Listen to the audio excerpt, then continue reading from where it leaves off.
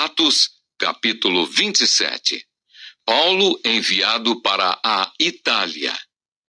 Quando foi decidido que navegássemos para a Itália, entregaram Paulo e alguns outros presos a um centurião chamado Júlio, da coorte imperial. Embarcando no navio Adramitino, que estava de partida para costear a Ásia, fizemo-nos ao mar, indo conosco Aristarco, macedônio de Tessalônica. No dia seguinte chegamos a Sidom, e Júlio, tratando Paulo com humanidade, permitiu-lhe ir ver os amigos e obter assistência. Partindo dali, navegamos sob a proteção de Chipre, por serem contrários os ventos. E tendo atravessado o mar ao longo da Cilícia e Panfilha, chegamos a Mirra, na Lícia. Achando ali o centurião um navio de Alexandria, que estava de partida para a Itália, nele nos fez embarcar.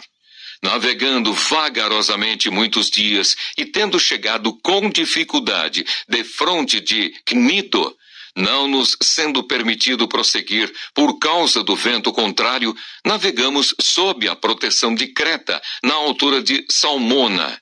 Costeando-a penosamente, chegamos a um lugar chamado Bons Portos, perto do qual estava a cidade de Laséia. Os perigos da viagem.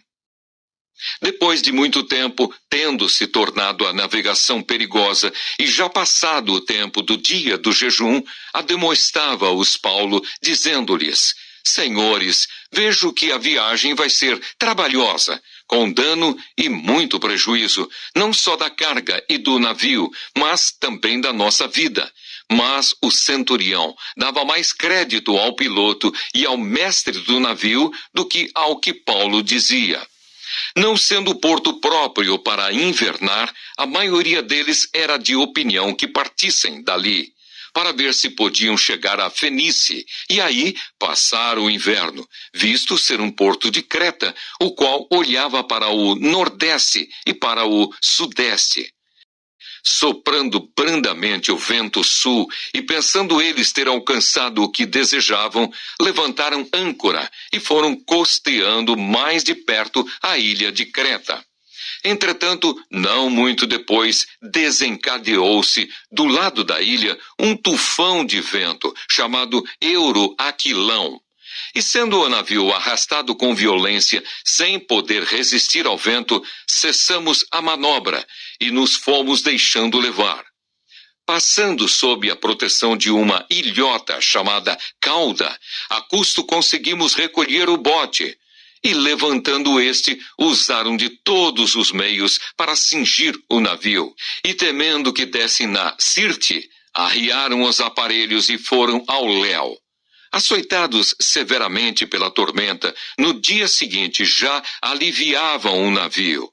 E ao terceiro dia, nós mesmos, com as próprias mãos, lançamos ao mar a armação do navio.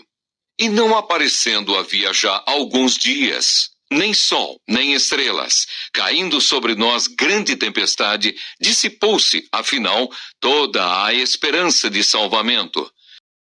Havendo todos estado muito tempo sem comer, Paulo, pondo-se em pé no meio deles, disse: Senhores, na verdade era preciso terem-me atendido e não partir de Creta, para evitar este dano e perda.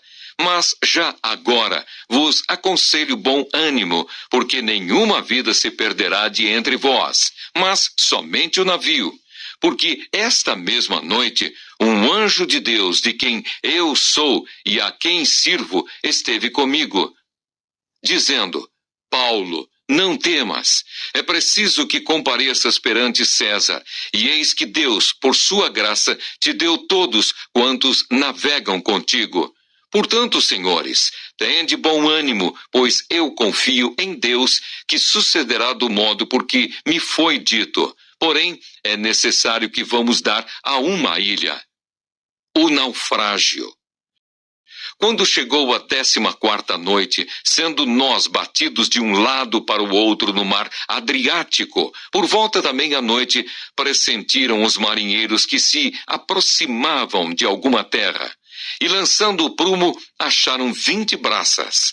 Passando um pouco mais adiante, tornando a lançar o prumo, acharam 15 braças. E receosos de que fôssemos atirados contra lugares rochosos, lançaram da popa 4 âncoras e oravam para que rompesse o dia.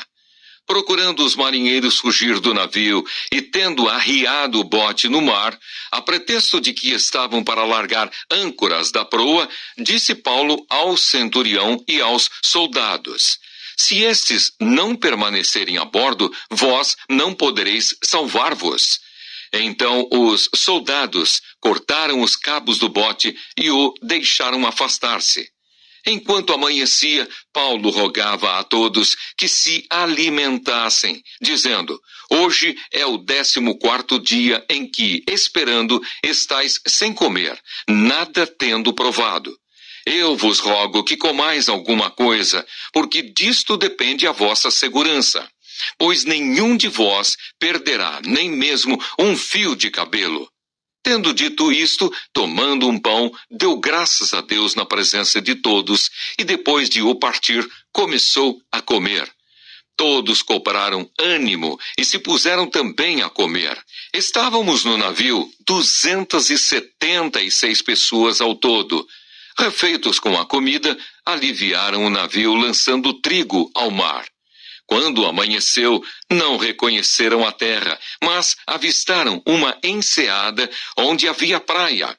Então consultaram entre si se não podiam encalhar ali o navio. Levantando as âncoras, deixaram-no ir ao mar, largando também as amarras do leme e alçando a vela de proa ao vento, dirigiram-se para a praia. Dando, porém, no lugar onde 2 correntes se encontravam, encalharam ali o navio. A proa encravou-se e ficou imóvel, mas a popa se abria pela violência do mar. O parecer dos soldados era que matassem os presos, para que nenhum deles, nadando, fugisse.